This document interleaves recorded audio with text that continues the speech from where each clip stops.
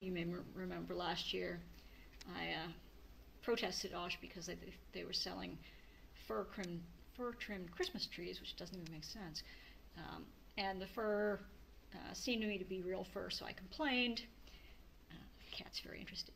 To the corporate offices and was assured that they had a strict policy against using real fur. And I brought one of the ornaments and took it home and took it apart, and it was in fact fake. So this year I got some reports from concerned citizens that they were selling real fur ornaments again. It's the same creepy feeling. It feels just like rabbit or cat fur on the tail of this thing, on its feet, and on its collar. The first thing is you can tell that the main part of it, this part here and this part here, this is definitely fake. And you could probably tell that, but to getting close, for one thing, it's the ends of it are sparkly, and the end of real fur is not sparkly. It also feels like nylon. It has a very slick nylon-y feel that real fur doesn't have, even when it's been sheared. It doesn't feel like that. This is definitely fake. The tail looks and feels very, very realistic. So what I'm going to do is take it apart and sort of show you what I find, and hopefully along the way give you some tips on how to tell when you look at something if it's real fur or fake. So the first thing that you want to look at, come on, I'm in focus, camera, when trying to determine if something is real or fake, and this you can do sort of sneakily in the store without having to actually purchase the thing, is you take a look at the back, and my camera will focus there. You can see this has got a fabric backing on it. It's pretty visible. Just looking at the edges, you can actually see the fabric.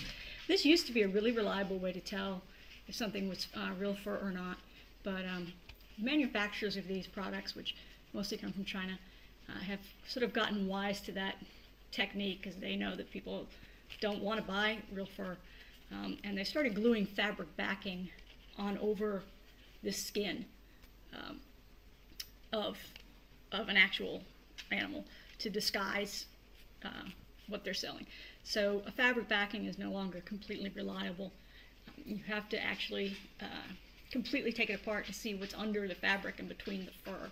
But this is your first step. This is something you can kind of sneakily do in the store. You can, kind of peel off parts of it without anyone really noticing. So another way we can look at fur to try and determine if it's real or not is if you look at the ends, the top very ends of the fur, I can't get this, there we go, to focus. You can see they're all blunt. There's no taper to them. There's different lengths, clearly, but each length, no matter how long it is, has a blunt tip. In real fur, there we go, the tip of the fur will be tapered.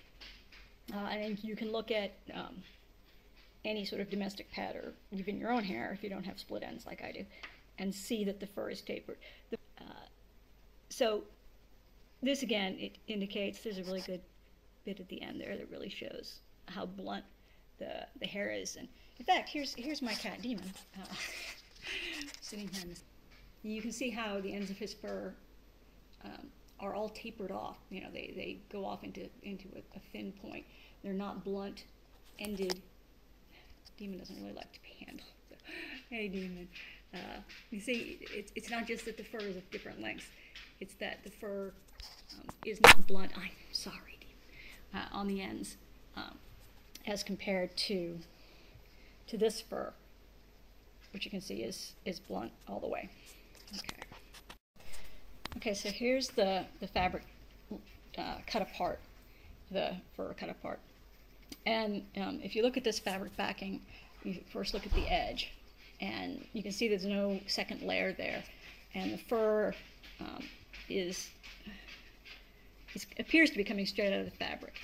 And you're not seeing anything extra between the fur strands themselves and the fabric backing. The other thing is this backing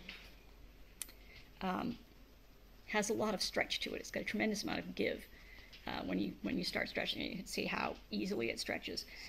Skin, even the thin skin of something like a rabbit or a cat or a raccoon dog, does not have that much give in it that you could stretch it as far as I'm stretching this. It's very, very thin. There's not really a lot of room in there for there to be a layer of skin between the fabric backing, which again, you can see how stretchy it is, and the fur. The fur itself, it's so creepy touching it. I can't imagine why anyone wants something like this in their home. So the last test that we do to check what we got going on here is set the thing on fire. And the video doesn't show the most obvious indicator, which is it smells really bad. It smells like you would expect plastic burning to smell like. Closer in, you can see that it's melting. There, you can see down the edge. And on the edge of the fur here is, it's not catching on fire, it's just melting into the backing. And the backing is bubbling and melting. There you go. See it coiling up, singeing, smells terrible. And the fur is melting. You saw that right on the front edge, how the fur melted. Real fur will singe off from skin and scar the skin underneath and burn it, but it won't melt in that way into the skin. So we have determined that despite the fact how this fur feels and looks, it is actually fake. And I have to put this out now because the smell is going to make me pass out. Hi, so that's the end of my short tutorial on real fur versus fake fur. I hope you found it helpful. And I want to reach out and thank all the concerned citizens who contacted me about this issue. The only way we're ever going to stop this is at the source. If we make sure that the retailers that we give our money to deal only with wholesalers who do not engage in the export of real fur.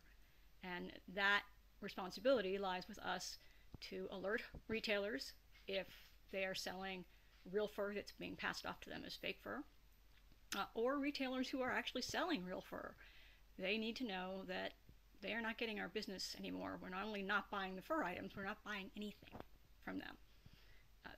So this is the way that me and you and everybody else who is concerned about this issue can bring a halt to it, is by making sure that our money, especially during this holiday season when there's a ton of spending going on, doesn't go to people who are either on purpose or accidentally supporting wholesalers and importers who use real fur.